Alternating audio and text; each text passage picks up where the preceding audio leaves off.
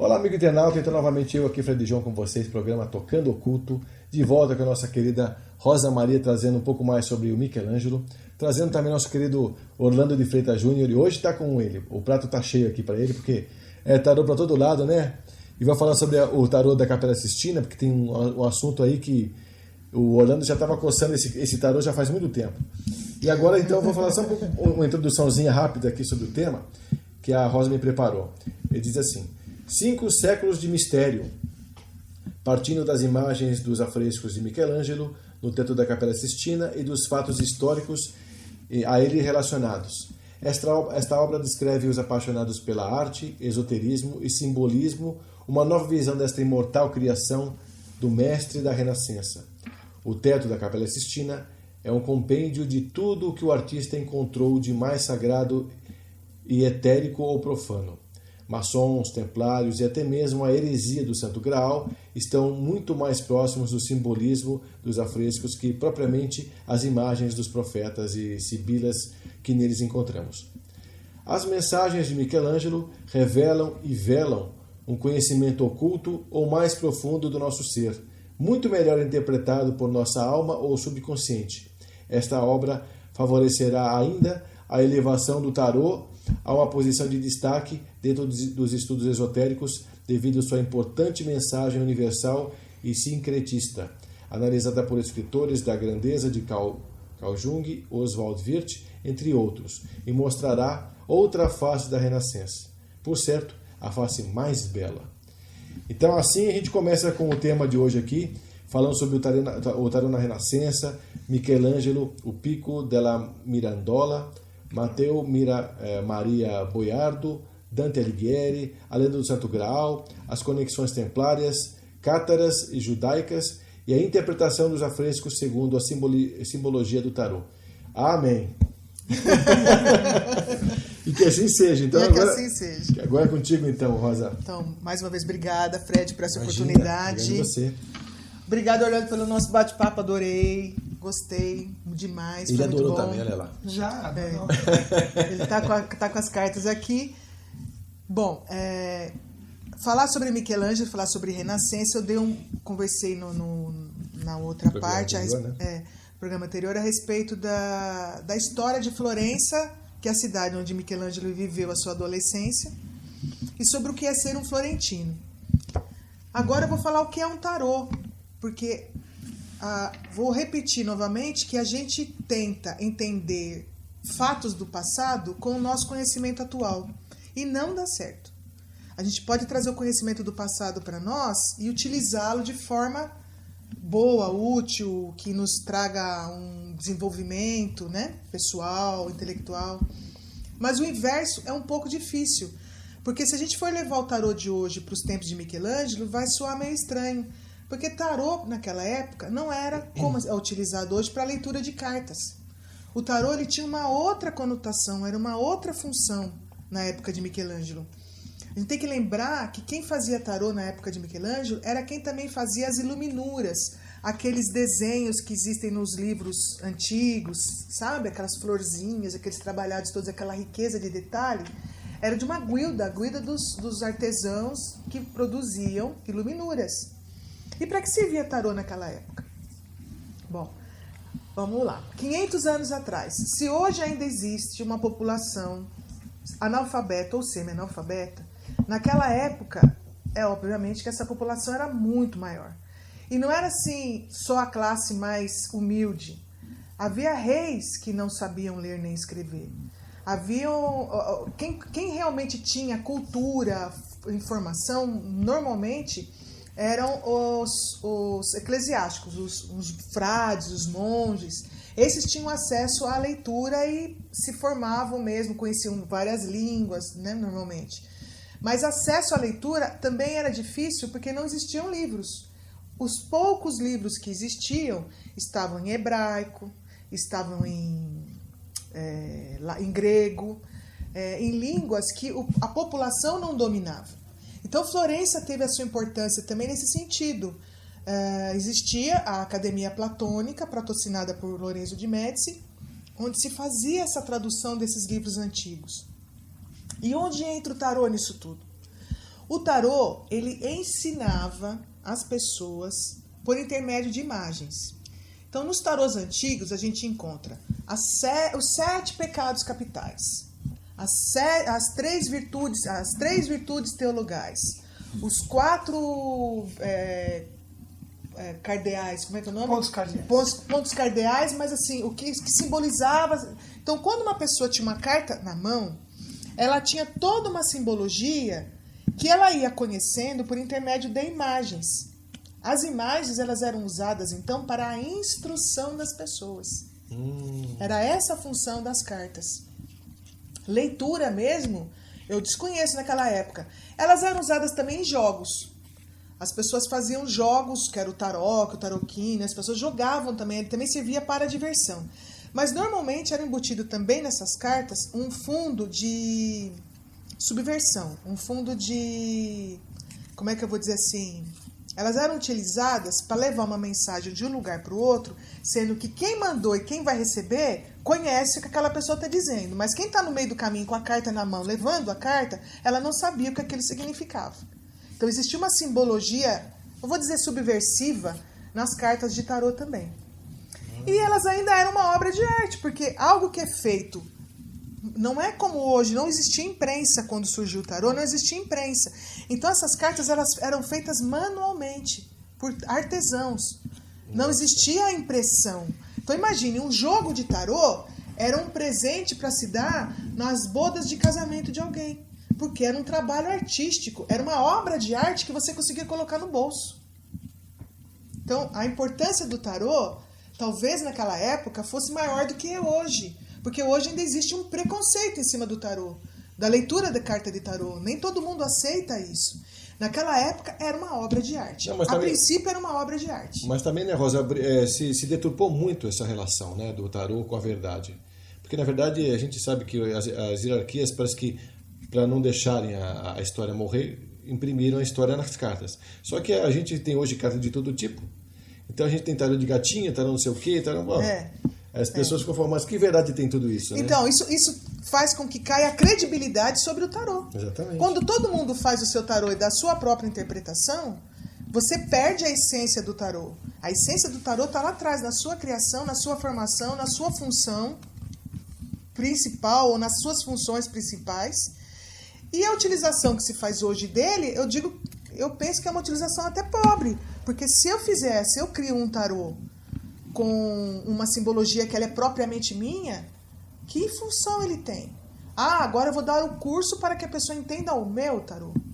A meu modo de ler a carta, o meu modo de pôr a carta. Mas quem sou eu? Quem criou o tarô já deu isso para nós. Isso já vem com o tarô, já vem embutido no tarô. Eu não preciso criar nada. Eu só preciso fazer a técnica correta. Se eu me utilizar de uma técnica correta, bem feita, bem estudada, bem elaborada, eu consigo fazer uma boa leitura. Porque ele também tem essa função. Porque ele conta, ele fala com a gente, ele fala com o nosso subconsciente, porque dentro dele, embutido nele, estão arquétipos universais que o nosso subconsciente aceita sem questionamento. Você olha e você entende aquilo. Agora, por que o tarô no teto da Capela Sistina? Bom, quem olha e estuda as imagens do teto da Capela Sistina vai ver a grande semelhança, principalmente dos profetas, com os arcanos maiores do tarô. Para onde olha a imagem, a posição sentada no trono, o que fica atrás, aquilo que ele tem na mão. Por exemplo, as imagens dos profetas que tem pergaminho na mão, o pergaminho ou o nome antigo, vou dizer pergaminho, tem um pergaminho enrolado na mão, que seria o texto bíblico daquele profeta. Aquilo ali normalmente dá para trocar por um brasão, por um cetro. A posição é a mesma. Quando você pega uma carta de tarô, recorta lá nos programas de tarô. AutoCAD. Tem um outro também que a publicidade usa muito. Você recorta a coroa da carta do tarô e vai em cima da cabeça do profeta. Ela se encaixa perfeitamente. É o mesmo padrão. Ele só que as imagens do teto da Capela Sistina, elas são imensas. Os profetas, as sibiras têm 2, 3 metros de altura. São imensos. E na carta do tarô é uma miniatura. Mas a posição, o formato. E se isso fosse só olhar e falar, nossa, parece, ele pode ter se inspirado nisso sim, entra um outro fato que reforça a ideia. Quando a gente fala no primeiro livro que o teto da Capela Sistina é baseada na Cabala judaica, quem estuda tarô sabe que o tarô está associado, os 22 arcanos maiores do tarô, está associado aos 22 caminhos. 22 caminhos. Os 22 caminhos e as 22 letras do alfabeto hebraico estão associadas aos 22 arcanos maiores do tarô. Essa associação escrita, divulgada dessa forma, é Papus, Eliphas Levi, século XIX. Mas, quando você volta e faz essa associação das letras do alfabeto hebraico com as cartas de tarô e olha o teto da Capela Sistina e a posição dessas letras na árvore da vida, que é o esqueleto do teto da Capela Sistina, aquilo coincide. Então deixou de ser um achismo, passou a ser uma reflexão sobre um tema e a forma encontrada por Michelangelo para transmitir uma mensagem, para preservar, porque tarô estava proibido na época dele, as cartas elas estavam proscritas, né, pela igreja, era proibido se usar tarô naquela época. Então, foi uma forma também que ele encontrou de salvar o conhecimento. Porque talvez se todo mundo tivesse pego, jogado lá na fogueira das vaidades, que Girolamo Savonarola fez lá em Florença,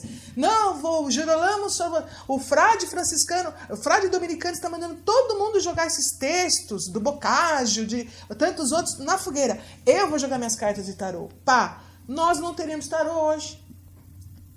Então, se todo mundo resolvesse ser ortodoxo naquela época, nós não teríamos tarô hoje. É isso que é importante a gente lembrar. Então, se não preservou em cartas, preservou no teto da Capela Sistina da mesma forma. Esse é que é o importante. Muito legal, hein? Realmente é uma situação, por isso que a gente fala que o Michelangelo não podia ser qualquer um, né? Ele era um ser bem maior do que a gente imagina. Para ele conseguir ter tudo isso, colocar esses arquétipos em evidência, fazer tudo isso, registrar realmente tudo isso, todas essas informações aí. E a gente até hoje dá esse tamanho valor para ele, quer dizer, ele não podia ser qualquer pessoa normal. Né? Não podia ser, por isso que ele é chamado Il Divino. Ele é conhecido como Il Divino. Então. Né? Na história da arte, ele é o Il Divino. Por quê? Porque ele é divino. Muito se fala e se divulga muito o trabalho do Leonardo da Vinci, sem desmerecer Leonardo da Vinci. Quem sou eu? Né? Sem falar mal do Leonardo, não estou falando mal mas comparativamente... a obra do Michelangelo é tão rica quanto, e se fala, acho que menos de Michelangelo do que de Leonardo. Se encontra mais dúvidas e questiona-se mais o trabalho de Leonardo do que o trabalho de Michelangelo. Talvez porque ele fosse se dizia um escultor. E uma estátua é algo rígido, aparentemente algo rígido. Né? Mas não é rígido. A interpretação faz ela até se mexer, até falar. Como ele disse a respeito do Moisés, que o Moisés dele deveria falar. Você falou o Moisés dele é aquele que tem chifre, né? Que ele deveria... Parla, né? Parla, né? Sim, a parte do chifre que tá lá, quando ele desenha, que ele põe no coisa, aquilo chifre, aquilo você encontra no Arcano 15, é inteligência. É o contato que você tem para cima. Jesus também, alguns desenhos dele, também, se você nota saindo, que é a sabedoria, a inteligência amarela. Aquilo ali que ele já refletiu. Então, o conhecimento que ele tem de Michelangelo é muito forte. Ele tinha que ter um conhecimento, ele colocou exatamente, ele fixou ali os arcanos. Por que ele fez aquilo de fixar? Você lembrou bem, ele usou uma maneira para que não se perdesse aquilo. E quem entende consegue realmente ver a informação colocada ali. Então, ele, como é o divino, por que divino? Divino porque ele tem uma linguagem. Que linguagem é essa? A linguagem de arcano, a linguagem de tarô é mental abstrata, a linguagem angélica. Então, para poder passar isso, ele só podia ser um. Como é o caso de Leonardo da Vinci. Leonardo da Vinci e Michelangelo, então, eles têm essa categoria. Não eram normais, porque imagina como é que você vai conseguir. Hoje em dia, você pega um AutoCAD, você pega alguma coisa, pega a proporção em cima, coloca ali, você vê as proporções, onde vai isso. Agora, por um homem comum, olha a visão espacial fora do normal, de olhar de baixo, pintar, como é que você vai, a proporção, o tamanho, que daqui de 20 metros lá eu vou ter a imagem perfeita. A distorção. A distorção. É. E o que ele queria dizer, aonde ele colocou. Então ele colocou as informações que nem você falou, ele colocou muito bem. E ambos, aquela coisa assim, é o divino, não é à toa. É que ninguém vê essas referências, né? E quando a escultura, já o que estava lá, já estava lá dentro. Consegue ver o que está lá? Sim. Não é o mármore para ele. Um ser humano comum vai ver o mármore. Sim. Quando vê no final das contas, ele vê que tem algo a mais. Isso. Essa é aquela bendita informação que da linguagem mental abstrato. Linguagem angélica, que é absurda. Inclusive, a gente tem esse segundo livro que você colocou, chamado Tarô na Capela Sistina, porque você, pelo que você acabou de contar, quer dizer, muito pouco se falou sobre ele, né? Então você também, com esses estudos, tenta mostrar um pouquinho mais sobre esses assuntos. Desta né? forma, como está sendo apresentado aqui, não tem.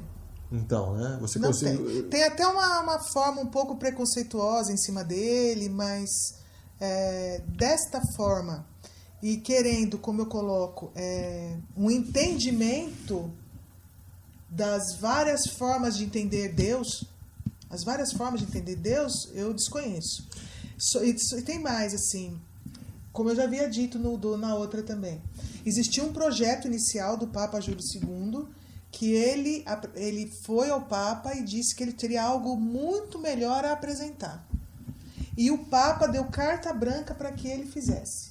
Então, você viu a Então, eu acredito que quem o patrocinava sabia da sua capacidade intelectual. Eu reforço muito isso, porque o que se elogia muito é a qualidade artística, que os nus dele são perfeitos, que as esculturas dele são todas muito proporcionais e muito perfeitas, que o colorido que ele usa é fantástico, que a técnica é essa e aquela. O que se diz, quando ele parte para a parte de arquiteto, que ele começa a construir, como na Basílica de São Pedro, a cúpula, a ideia da cúpula é dele, o projeto é dele, da cúpula.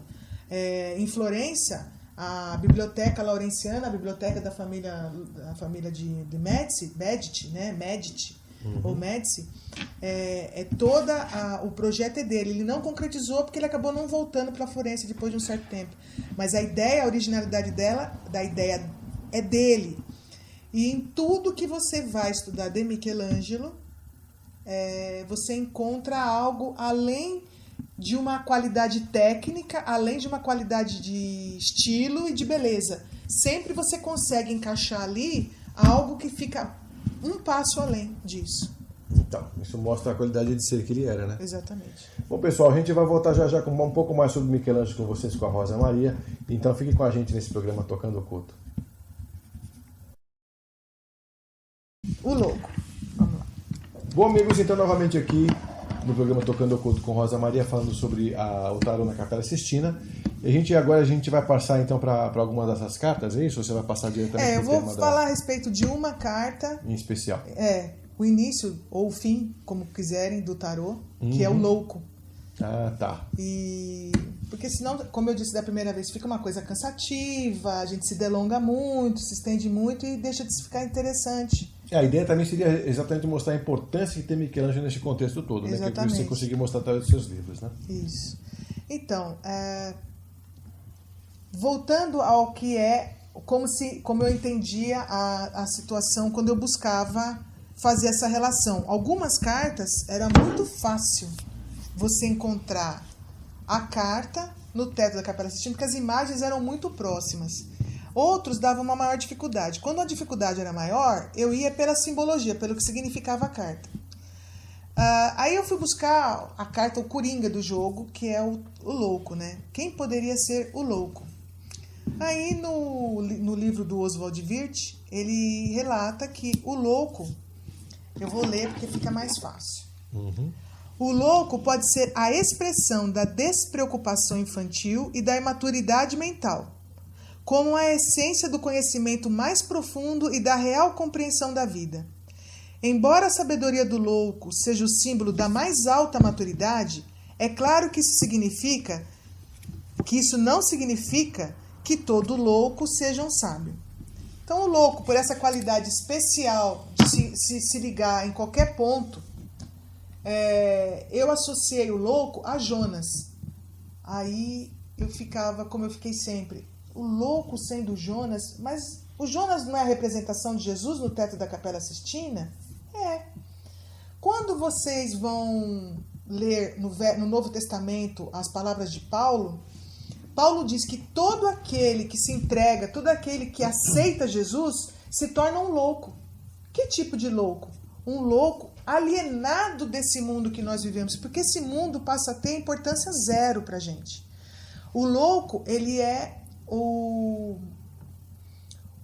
ele pode ser o garotão, a pessoa completamente despreparada, que é aquele que sai com a sua mochilinha, com aquele pouco conhecimento que tem para o mundo, se achando tal, que é o louco propriamente dito.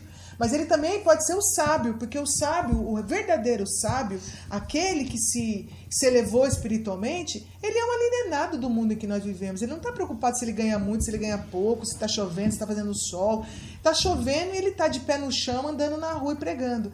Então, esse louco, o sábio, ele pode estar associado a Jesus.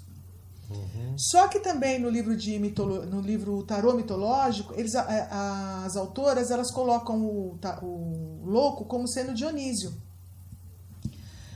O Dionísio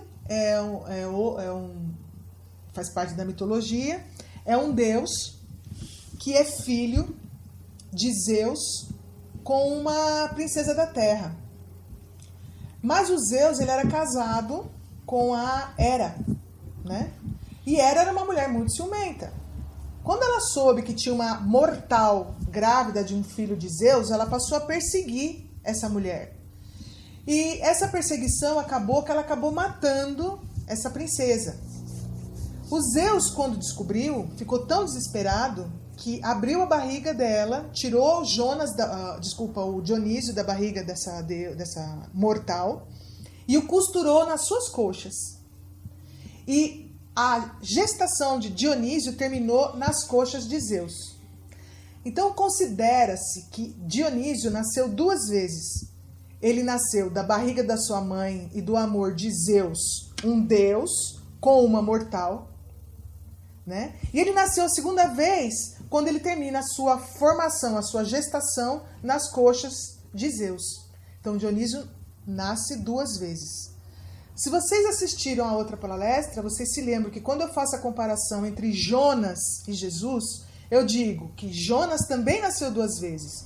Uma vez ele nasceu normalmente e uma segunda quando ele pede perdão a Deus e Deus o salva da barriga do peixe. Da baleia, né? Da baleia, que não é uma baleia, é um peixe. É um peixe? É um peixe. A gente fala baleia porque tem que ser um peixe muito grande para caber ele lá dentro. Então a gente imagina uma baleia. Na verdade, é um peixe. É porque uma baleia, parece que a baleia não come pessoas, né? Não, se você for levar ao pé da letra de referência, não. A baleia simbologia, né? Tudo simbólico, tudo simbólico, né? Aí, então assim, existe uma comparação entre os 3, que eu vou ler para vocês, porque eu acho que vocês não sei se vocês vão ter acesso ou não, que é assim, Jesus, Jonas e Dionísio. Os 3 têm duplo nascimento. Jesus também nasce de Deus com uma mortal, que é Maria. Da mesma forma que Dionísio nasce de Zeus com uma mortal. Da mesma forma, tá? Morto por 3 dias, Jesus na barriga do peixe e Jesus ao ser crucificado e Jonas na barriga do peixe. Jesus ficou desaparecido dos 13 aos 33, Jonas ficou desaparecido na barriga do peixe e Dionísio nas cavernas. Porque quando Dionísio nasce, a Hera continua perseguindo Dionísio. E tem uma certa época que Dionísio fica até louco devido a essa perseguição da Hera com relação a ele. Então, o Dionísio ele se esconde também, ele fica por um período da vida dele também desaparecido.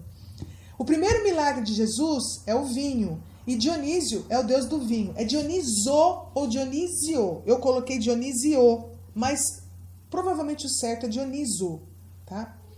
União céu e terra, como eu já disse. Jesus é filho de Deus com Maria e Dionísio, filho de Zeus com a princesa. Está sentado à direita do Pai, Jesus está ao lado de Deus e Dionísio está... Porque assim, o Dionísio, como Jonas e como Jesus. Jesus teve a sua pregação na terra e depois ascendeu aos céus. Jonas cumpriu sua missão quando ele foi até Nínive avisar o povo de Nínive que eles precisavam se melhorar pessoalmente. E Dionísio também, ele teve uma vida de Deus do vinho, da bebedeira, tem toda uma história a respeito de Dionísio, que não cabe aqui, mas no fim da vida dele, Zeus o acende, o eleva ao Monte Olimpo, porque ele não é um imortal, ele não é um deus, ele é filho de uma mortal, mas Zeus o torna imortal, Zeus o eleva ao Monte Olimpo. Aí nós temos que, nascido de uma virgem, Jesus, mas Dionísio também é considerado nascido de uma virgem, Jesus é considerado o Salvador, Dionísio o Libertador. Cumpriu a palavra do Senhor, Jesus, obviamente, Jonas, quando foi a Nínive, e Dionísio também, porque já que Zeus o considerou tão bom ao ponto de torná-lo mais um imortal, é porque provavelmente também ele cumpriu a missão dele aqui. Então nós temos os 3 aspectos do louco numa mesma carta. Jonas como o jovem inconsequente, que na Cabalá seria Malkut, ou Malkut, que seria a esfera mais baixa da árvore da vida, a mais material de todas. Você teria Dionísio, que ao longo de uma evolução, de uma existência, ele se torna alguém merecedor do Olimpo. Ele seria Tiferet na árvore da vida, ou o número 22 dos arcanos maiores do tarô. E Jesus é o ser evoluído de nascimento. Ele é um missionário. Ele está na posição na árvore da vida de Keter, coroa. Ele é o ponto mais alto da árvore da vida. Ele vem para nos. Ele não precisa viver para evoluir. Ele vem evoluído para nos ajudar a evoluir a nossa evolução. Então são os 3 aspectos de um louco. Que quando você vai conhecer o verdadeiro conhecimento do tarô, do que significam as cartas do tarô, você vai entender que isso está inserido lá. Oswald Wirth chama essa carta de o judeu errante. É uma carta que está além do mundo compreensível. Isso se referindo ao louco como sendo Jesus. A carta também, hoje, a carta o louco, ela é o coringa, porque ela pode ser colocada em qualquer posição, se você pegar um baralho comum. Né? É por isso que ela está meio que em zero. Por isso que ela é o zero. Ela é o zero quando ele é o sábio, porque o sábio ele se enquadra em qualquer momento, em qualquer situação. Ele é o 22, quando é a evolução, né? E ele é sem número, aliás, é o zero, sem número. É sem número ou dependendo ou 22. Ou 22. Ele é o sem número porque ele é o sábio. Ele vem para nos ensinar e não para ser ensinado. Ele é o 22 quando ele passa por todas as fases de todos os arcanos maiores até evoluir. Tá então, certo? Mas a gente pode considerar ele também como o imanifestado? Ou... Quando você pega o louco, do jeito que ela fez é exatamente isso. Tá? Um trecho também, no caso até do próprio Dionísio, numa escala digamos, de ascensão, ele seria o preferido de Zeus. Para poder fazer isso daí. Só que eu não lembro direito por qual motivo, depois acaba sendo Apolo. Eu não sei se ele aceita ou não. Tanto que até quando falam o pessoal confunde às vezes um pouco da parte de Dionísio por causa das bacantes e tal.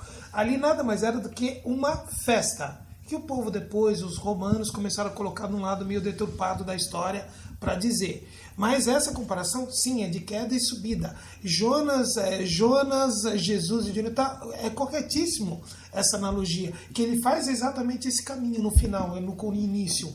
Ele pode ser o que não sabe de nada e no final ele é o que sabe de tudo. Volta ele levou casa do pai com toda a experiência ele possível. voltou. Né? Isso sem falar que as bacantes e a festa de Dionísio também era a festa do falo, né? Do órgão masculino. E quando você olha no teto da Capela Sistina, o que você tem é um pênis camuflado. Simbolicamente uma aliança com Deus. Porém, materialmente aqui no mundo em que nós estamos, também tem essa simbologia. Então o interessante é que você joga com a imagem. E por que ela tem que ter esse jogo, esse movimento? Porque quando você vai fazer uma leitura de carta de tarô, a posição em que ela vai cair, E quem acompanha, a carta que acompanha aquela carta, vai te dizer se isso daqui é um sábio, se isso aqui é um louco, se isso daqui é uma pessoa que está evoluindo. Porque vai cair com o diabo, vai cair com a temperança, vai cair com que carta? Qual é a carta que acompanha? A carta que acompanha é que te descreve quem é essa carta, o louco. Porque a carta em si, ela é rica de simbologia e vai variar na leitura. Dessa forma, como eu estou dizendo aqui, eu não sou taróloga, mas a ideia da coisa é mais ou menos essa, mas ela traz essa história contida nela. Sim, a informação ainda, quando você até falou que todo mundo coloca como baleia. O problema de tradução da Bíblia é aquela história, pega, traduz de um lado, joga para o grego, joga para um lado, depois vem. Então coloco como baleia. Por quê? Porque exatamente vou falar, não, um peixe não engoliria. Um peixe grande. Porque aí acham de muitas vezes fazer a Bíblia revisada e vamos consertar isso. Não se conserta. É que assim, quando você vai atrás da simbologia da baleia, a baleia se encaixa em tudo isso aqui que nós estamos discutindo. Quem tem aquele livro dos símbolos, eu não vou lembrar agora, da descrição dos símbolos, a baleia tem tudo a ver com isso aqui que nós estamos falando, a simbologia da baleia. Então, você quer colocar baleia? Tudo bem. Você quer colocar um peixe grande? Tudo bem, porque o signo de Jesus é o signo de peixes. Os primeiros cristãos, a era de aquário. Então, você não foge. A riqueza está nisso. Você varia, mas você cai no mesmo ponto. Eu perguntei sobre o imanifestado porque é zero, né? É zero. É zero. É o que vai se manifestar. Então, exatamente. Então ele é o manifestado mesmo. Porque ele ainda no final ele não tem, porque ele anda em tudo, ele não tem uma posição fixa. Foi bem que a Rosa falou. Ele vai vivenciar cada etapa daquilo até o final. Quando a carta do tarô básica, que eu pego é o tarô de Marsella, é um jovem com uma mochilinha caminhando, não é isso? Ele está caminhando, então ele está no caminho da evolução, no caminho evolutivo. O que é o saquinho? As informações que ele carrega, o que ele tem com ele, as informações que ele tem. Não é isso? Muitas vezes tem um precipício na frente, por quê? Porque ele está desligado, ele está variando, ele não está ligado, centrado naquilo ali, ele está meio fora, ele está vendo o mundo com outros olhos, né? Então a riqueza do tarô é fantástica. Em todas as simbologias possíveis dentro da mesma carta, inclusive, né? Sim. Aí foi o que ela falou, depende muitas vezes da interpretação, da linguagem que você dá, da forma como que você vai falar, a carta que está do lado, que vai também acabar dando a informação disso. E o que é legal, assim, você descreve aqui com detalhes, com riqueza de detalhes, né, em cada uma dessas cartas, o que elas significam e por que ela tem essa simbologia, né? Então, assim, são 2 livros distintos, cada um diferente do outro, um falando sobre Kabbalah, o outro falando sobre tarô. Porém, as imagens são a mesma. Agora, quer escrever sobre Hermes? Também dá. Existe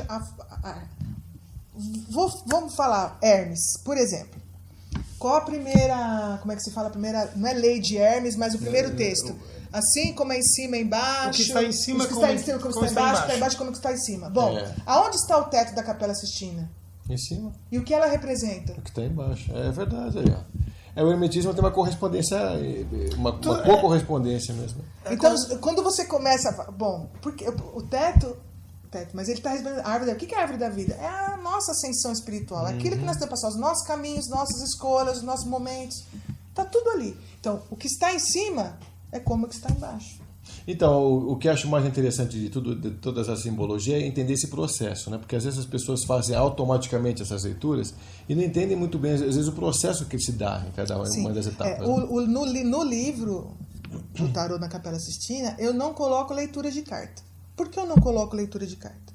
Primeiro, porque eu não sou taróloga, eu sou uma pesquisadora de Michelangelo que chegou a um ponto em que o tarô fez parte da pesquisa.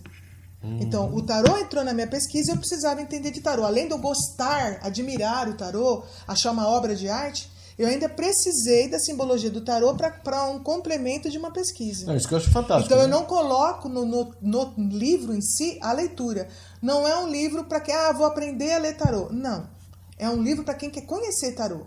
Quem quer conhecer a simbologia do tarô? A importância que ele tem, né? A importância dele histórica, né? A importância dele histórica e a importância que ele teve no Renascimento também para Michelangelo. Não, isso que é mais legal, até porque se imagina, ela não é taróloga, né? Não. No entanto, ela colocou todas as simbologias existentes no tarô dentro das cartas Isso, relacionadas a e Michelangelo. identificou, que nem no caso aqui do louco, tudo, as referências que ela está falando são referências de tarô para quem conhece.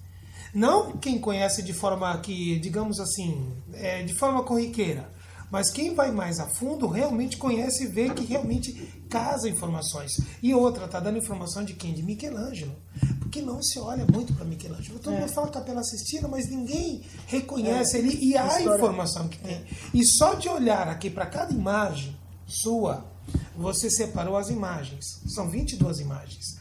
Cada imagem que você separa, ela tem um contexto, ela tem uma informação que lá dentro bate. Tanto que nem ter falado da referência do próprio pênis que coloca, você nota que o próprio Jonas aqui, o que ele está fazendo? Ele está de perna aberta. Sim.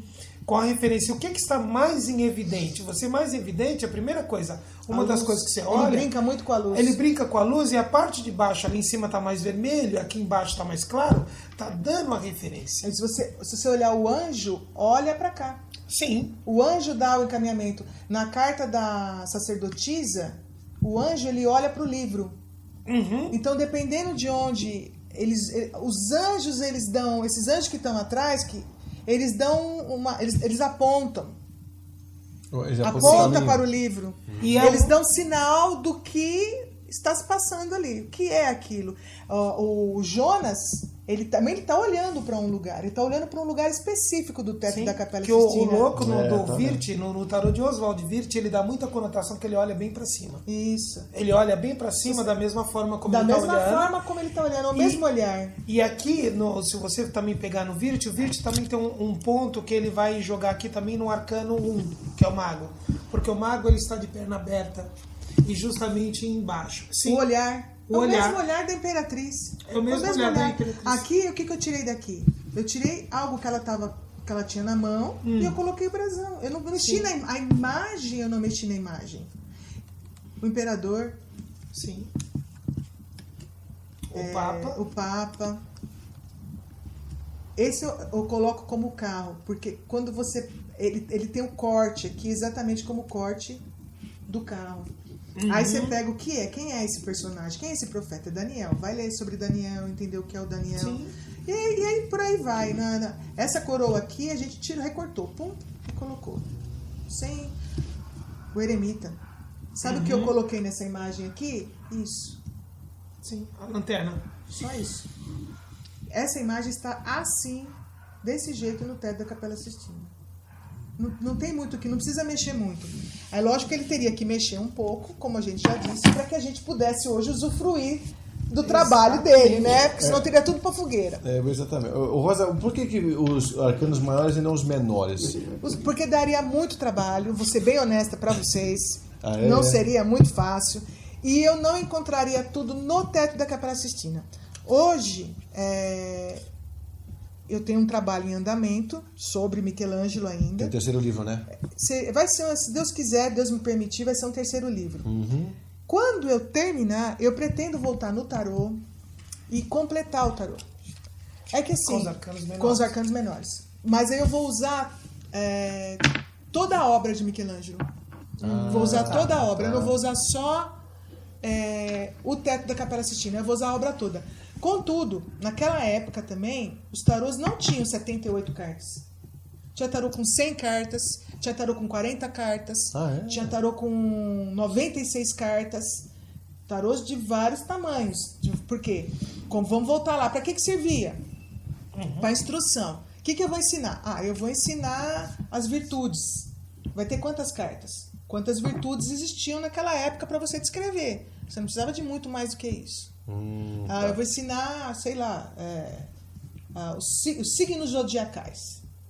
Tem um tarô que é um tarô de Florença, o Minchiati de Florença, ele tem 96 cartas. Lá tem os signos zodiacais, as estações do ano, as virtudes, tudo embutido num tarô só. Tem 96 cartas. Poxa. Então, esse 78 é uma padronização mais moderna nossa. E os 22 arcanos maiores são suficientes para uma ótima leitura, porque eles trazem os arquétipos universais. Os 22 arcanos maiores. Então, para uma leitura, como eu diria assim, para a leitura você precisa dos 22 arcanos maiores. Se você quiser entrar nas minúcias e nas fofocas, você precisa do tarô completo. Porque os nas menores, minúcias e nas fofocas, você pega o tarô completo. os menores é bem coisa humana mesmo. Os arcanos menores é uma coisa bem humana mesmo. Tá certo? É isso mesmo. Porque daí mesmo de 96 com as minúcias, se você somar 9 mais 6 dá 15. O tarô ele tem 78 cartas, 7 mais 8 dá 15. 15 também. Que é o grande nunca arcano, tinha que pensado nisso. é a referência numérica, você pode ver.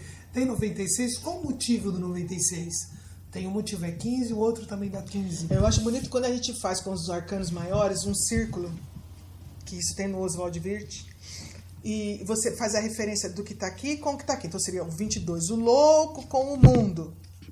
Sabe? Você vai fazendo esses cruzamentos. É tudo perfeito. Bate direitinho. Nossa senhora, quem fez o tarô foi alguém assim, genial. Não desse planeta, né? É outro que não é desse planeta. Aí você já vê, como no caso de Michelangelo, é uma informação, porque se perdeu isso. Então a história de religião, religar, e para tentar religar, uma das formas que eles deixaram foi o tarô. Como fixar isso? Uma das informações é vício, que aí fixa, né? Que você vê que tem um jogo. Aí um detalhe, todos os jogos de carta, você sempre vai faltar. Se tem rei e rainha, você pode ter lá. Vai ter o rei, a rainha e o valete. Aí não tem o cavaleiro. Ou, em alguns casos que eu vi, rei, rainha, cavaleiro, mas não tem o valete. Sempre se falta um dos elementos que formam a trindade. Nas que são usadas de jogos. Tem alguns italianos que têm umas referências muito grandes, como mesmo do Wirth, dos arcanos menores. Que você tem o Wirth, mas você tem Geblin. O Wirth, ele usou as imagens do Geblin, que fez o tarô, os arcanos, é muito interessante. Ele usou as imagens do Geblin do menor, e ele fez algumas coisas, ele acrescentou. É muito interessante essa parte. Ele aproveitou aquilo para poder fazer a informação. Porque você tem tudo de número, aí entra cabala, entra número, é uma informação que do Wirth não acaba nunca. É muita coisa. É muita coisa. Bom, muito legal então. Bom, você quer deixar o seu parecer então final sobre você já conseguiu elucidar todo ele rapidamente? Dá uma pincelada, porque elucidar tem muita coisa para você falar, né? Porque, não, isso. Olha, como é que a gente vai falar assim? O fio de Ariadne? Sim. Você puxa um pedacinho. Vai saindo você acha outras que você coisas, tá saindo do buraco. Você tá saindo você tá entrando no buraco. Ou então, assim, como é que eu vou explicar? Nem sei. Alguma coisa assim que você toca nela, é uma avalanche, é uma bola de uma avalanche. Você pensa que você tá brincando com uma bolinha de neve, jogando assim uma bolinha de neve. Então você vai ver, tem muita e coisa por trás de tudo isso, né? Aquilo se transformou numa bola enorme, tá correndo atrás de você para te pegar. Que é o que aconteceu com as informações do Michelangelo, né? Que acabou te perseguindo e você teve que escrever um, depois você escreveu o segundo, agora tá escrevendo o terceiro, né? Isso é um prazer, vai. Porque se fosse uma obrigação, talvez eu não fizesse não faria, né? com tanto amor. Eu faço porque eu faço com amor. Bom, pessoal, então eu convido vocês a conhecerem então a história do tarô da Capela Sistina, escrita aqui pela nossa querida Rosa Maria Bastos, né? Que inclusive já vem com as 22 cartas do tarô do Arcano Maior, né? Isso, quem compra o livro já recebe o tarô junto. Então, se você quiser repetir, porque aquela ideia que você passou inicialmente foi para outro vídeo, né? A ideia, a proposta é assim, eu quero agradecer para quem teve paciência de ficar me escutando aqui esse tempo todo. E um presente. Se vocês se interessarem pelos livros, é só entrar no site da Editora Hércules, é www.editorahercules.com.br. Vocês podem escolher tanto o tarô como o Capela Sistina para comprar. Compra o livro e manda uma mensagem pro Fale Conosco da editora, dizendo: olha, eu assisti a palestra do Fred e lá você disse que se eu comprasse um, você me mandaria os dois. E então eu vou presentear para quem comprar o livro. Compra um e leva dois. Olha que legal, que presentação, hein, pessoal? Só dizer então que assistiu aqui o programa Tocando Oculto. Você disse que é para escrever no site da editora, que é o... no Fale Conosco, lá no site, você compra o livro como compraria normalmente um livro. Você vai comprar um livro. Aí você entra no site do Fale Conosco e põe um recado lá. Que você comprou o livro porque você assistiu a palestra, a entrevista do Fred, do programa Tocando o Oculto. Coloca o nome do programa, Tocando o Oculto. Eu já sei o que é, vou me passar a informação e a gente vai enviar 2 livros para vocês. Olha que legal, presentaço. Então, pessoal, e então por que não chegou o terceiro volume que ela está escrevendo, né, sobre Michelangelo, né? O terceiro vai, quem sabe, se tudo ajudar, 2017. Isso, então. Se tudo der certo. Porque esse é um compêndio maravilhoso, né, do Michelangelo. Vai. E assim, os livros, eles são o mesmo assunto, o mesmo assunto, porém, são encadeados e não são. Ler quem gosta, não, só gosta de tarô, tudo bem. Não, eu quero saber sobre Kabbalah, tudo bem também. O entendimento não necessariamente, não é uma trilogia. Você não precisa assistir até o fim para você entender a história. São livros, por isso que eu fiz tipo departamentos mesmo, para que quem se interessa pelo assunto vá direto no assunto que é mais interessante. Bom, mas a nossa curiosidade não deixa de perguntar, né? Como é que vai ser mais ou menos a cara do terceiro, assim? Que temas que você está pensando em abordar? É o que ficou para trás. É o que ficou para trás. Aí que você não abordou nem no primeiro nem no segundo, que tem a ver porque também... o primeiro eu fui muito... Eu vou ser sincera, caros ouvintes. Eu fui muito simplória. Eu poderia ter feito uma coisa mais abrangente no primeiro.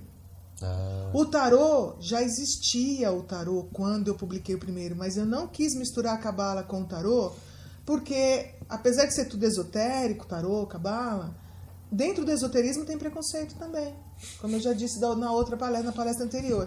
Então, para eu dividir os quadros, eu separei tarô, publiquei tarô separado de Kabbalah. Esse terceiro livro não é tarô, não é Kabbalah, mas é assim, Michelangelo na sua pureza. Mas a essência do próprio Michelangelo, então. Michelangelo na sua pureza, naquilo que ele é mais bonito.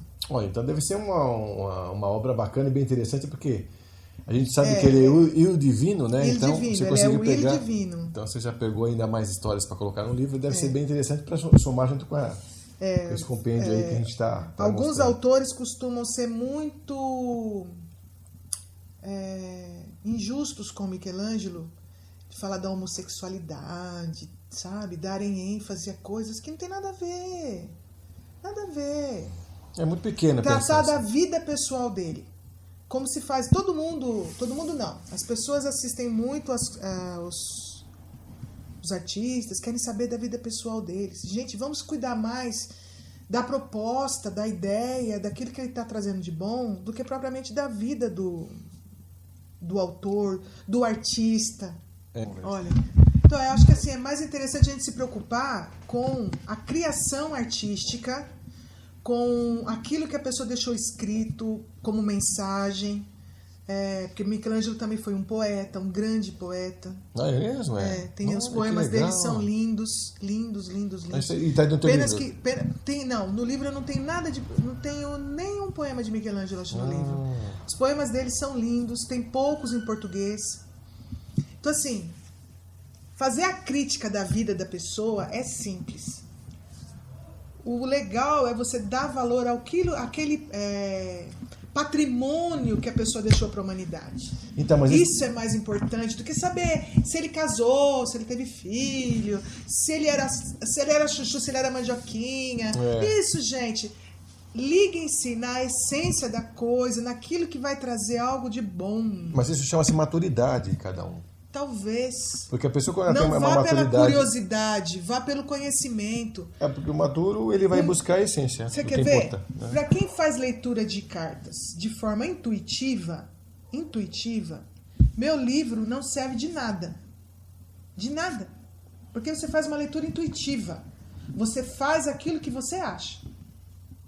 Uma pessoa que quer fazer uma leitura técnica, além de intuitiva... Porque é lógico que o tarólogo sempre vai trabalhar com a intuição dele. O entendimento, a interpretação que ele vai dar, sempre vai ser algo intuitivo. Porém, com conhecimento, com informação, essa leitura se torna muito mais rica. Eu garanto que quem gosta de tarô e faz comercialmente a leitura de tarô, vai ganhar cliente quando ele entender a essência do tarô. Que está um um pouquinho no meu livro, em outros vários livros, que eu não vou nem citar o tanto de escritores que tem sobre tarô, mas buscar a essência e o conhecimento do tarô só vai enriquecer a sua leitura. Não vai deixar você não vai deixar de ser intuitivo. Você vai continuar sendo intuitivo, todos nós somos, mas você vai ter qualidade na leitura. O tarô é um instrumento. O tarô é um instrumento, como as runas, como como as runas, como vários outros oráculos. Os oráculos. Bola de café. Borra de café. Porque é um instrumento, né? É um instrumento. Não é aquilo não é o que faz a leitura. O que faz a leitura é a sua intuição e o seu conhecimento de vida. Aquilo que você traz. Eu acho que é importante aí, você acabou de falar exatamente sobre a consciência que cada um aplica no que está fazendo. Quer dizer, você trouxe aqui a ideia de quem era Michelangelo de uma forma mais abrangente. Então, quem não conheceu Michelangelo antes, pelos 2 livros tem uma ideia um pouco maior e mais abrangente, né, do grande ser que ele era, né? É a mesma coisa, quando você apega e transforma a obra do Michelangelo também em cartas de tarô, você consegue continuar um pouco mais da visão que ele já tinha desse lado esotérico, dessa coisa da divindade ter deixado o seu recado, e inclusive nas próprias pinturas que ele deixou, né?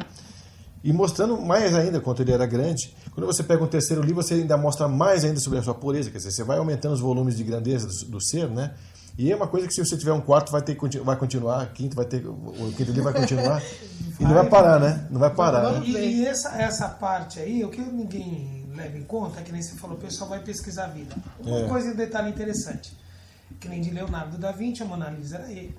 Eu também vi falar disso aí. E aí a turma, não sei o que. Sim, o que acontece? Leonardo da Vinci não era ser humano comum, Michelangelo não era ser humano comum. Se eles não são comuns, eles estão tendendo de volta, digamos, uma coisa angélica, de anjo.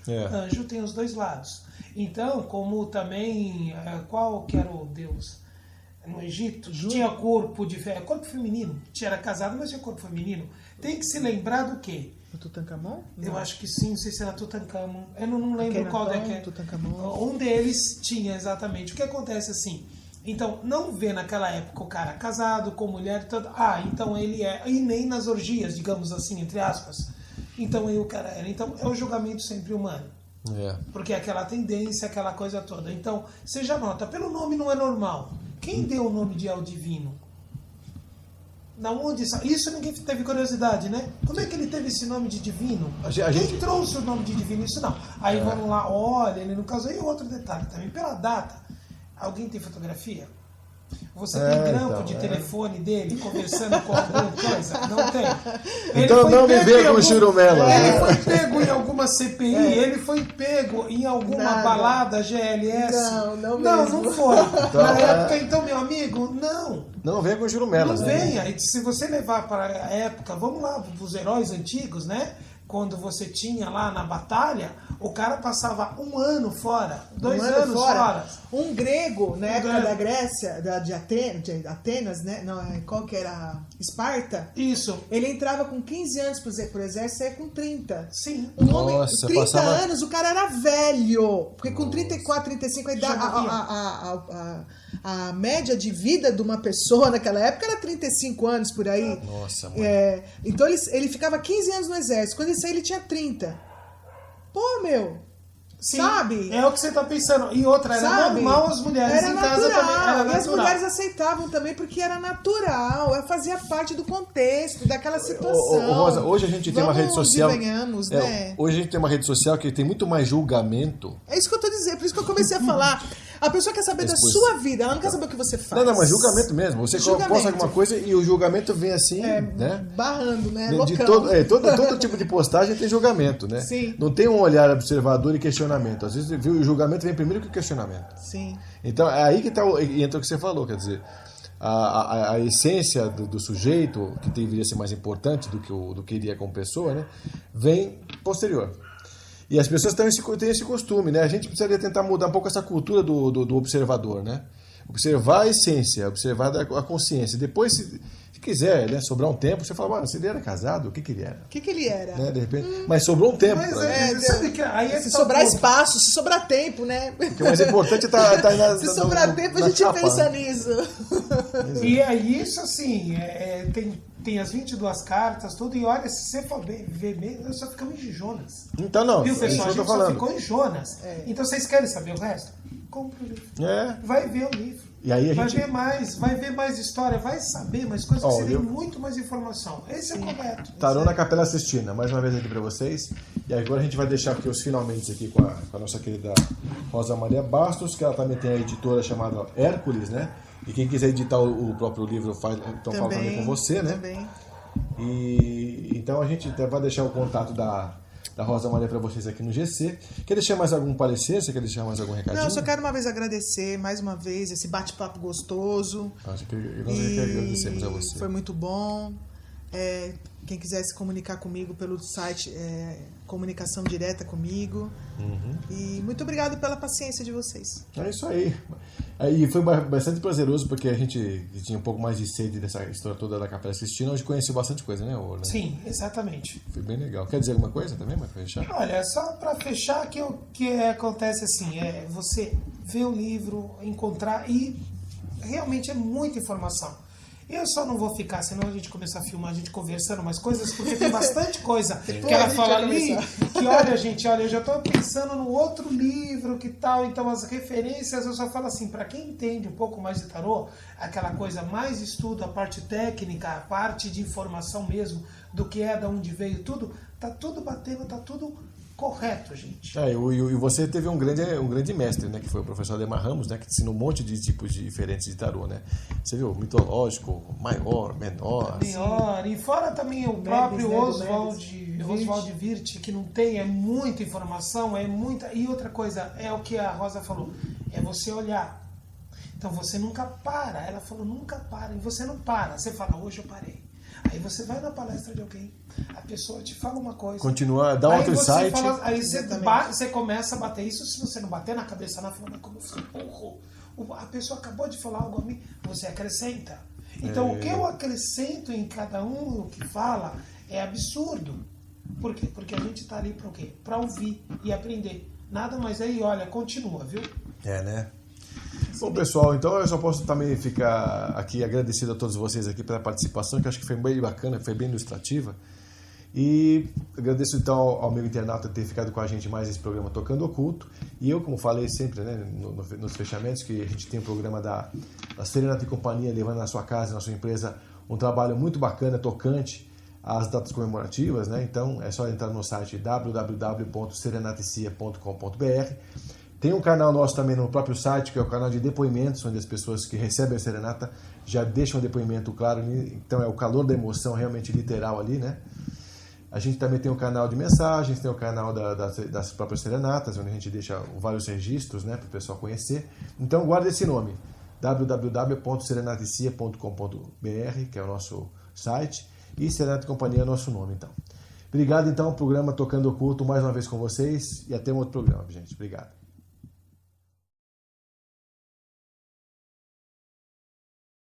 No dia da tecnologia, né? A gente pode telefonar, sem tecnologia não, né?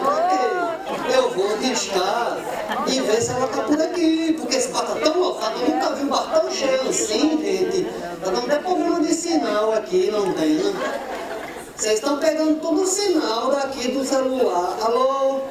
Ô mulher da peste, onde é que tu tá? Que eu tô te procurando. Tu não vem não? Ah, tu tá aqui? Aonde? Tu vai fazer brincadeira comigo? Aí agora eu vou ter que ficar te procurando. Deixa eu ver. Tem alguém falando, é tu que tá aí? Ô meu docinho de girimundo. Não disfarça não, tu tá abrindo a garrafinha aí, tá disfarçando. Aí a disfarçando, bebendo na garrafinha lá, ela tá fingindo que não tá me vendo, ó. Tudo bom, meu docinho de macaxeira? Tu quer que eu vou aí? Eu vou aí. Dá um beijo na boca agora. Arranca a dentadura. Dá beijo de língua. Não, gente, porque vocês sabem, um homem apaixonado é capaz de fazer qualquer doideira, não é capaz de fazer qualquer loucura. Mas eu vim aqui hoje pra ver o que eu vou arrumar, porque eu quero sair daqui casado. Eu já vi que não é ela não, que ela nem deu atenção pra mim. Oi, tudo bom, oi? Gente, Gente, olha só o capacete dessa mulher, tudo bom? Tá motoboy, é? Adorei teu corte Chanel. Tá lindo. Tá magnífico. Olha, gente, vocês desculpa interromper desse jeito, mas é que eu tô desesperado atrás da minha mulher. Eu tô achando que é tu, né? Tu quer que eu me ajoelhe aos teus pés, né? Tu quer que eu beije teu pé? Eu faço qualquer coisa, mulher. Hoje eu quero sair daqui. Oi, tudo bom? Tudo bem? Tu vem sempre aqui? É? Tá acompanhado, casado, solteira? Tipo no fubá, no farelo, onde tu quiser. É? Não, gente, porque olha só. Eu tô precisando casar, não aguento mais essa vida de solidão não. Eu e meu jegue e eu, a gente não consegue mais viver. Olha só, vocês não acham, gente, que eu sou um cabra da peste, da gota serena, danado de bonito, gostoso? Olha só, hein? Não é verdade? Hein? Não sou de arrasar? Hein? Tu quer umas flores pra tu? Eu dou um buquê de flor pra um jardim inteiro, repleto. Ô, tu vai dançar uma forrozinha comigo hoje aí? É? Ô moço, falar nisso, eu quero saber, alguém aqui gosta de forró? Porque, gente, eu tô vindo aqui na Avenida Paulista, faz um tempão que eu tô escutando um monte de música, um monte de coisa boa, só tá faltando o melhor de tudo, o nosso forrozinho. Oxe, mas eu vou chegar aqui, porque essa caminhada me deu uma canseira. Tudo bom, menino? Bom, e você? Tudo bom, rapaz? Tudo bom, moço? Gente, olha só, vocês estão aqui num privilégio da gota, vice? Não é todo dia que a gente tem isso de presente assim não, viu? É, ainda bem que eu estava preparando essa surpresa pra mim, dia do idoso, dia 1º de outubro.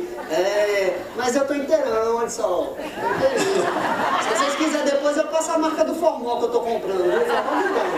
Ó, menino, vamos parar de falação, não é? Mas que calor que tá aqui, dá licença que eu vou sentar aqui um pouquinho, vou me abanar.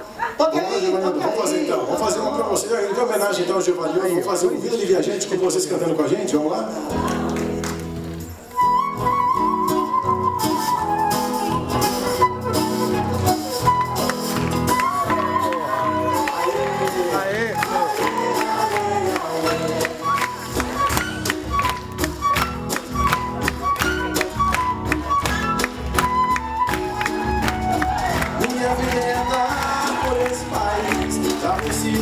Descanso feliz, guardando a recordação das terras onde passei, andando pelos sertões e dos amigos que lá deixei. Chuva, sol, poeira e carvão, longe de casa, sigo o roteiro, mas uma estação. e a saudade do Gonzagão. Aê, aê, aê, vocês com a gente. Aê, aê, aê, aê, aê, aê, aê. E pra fechar com a gente. E a saudade do Gonzagão.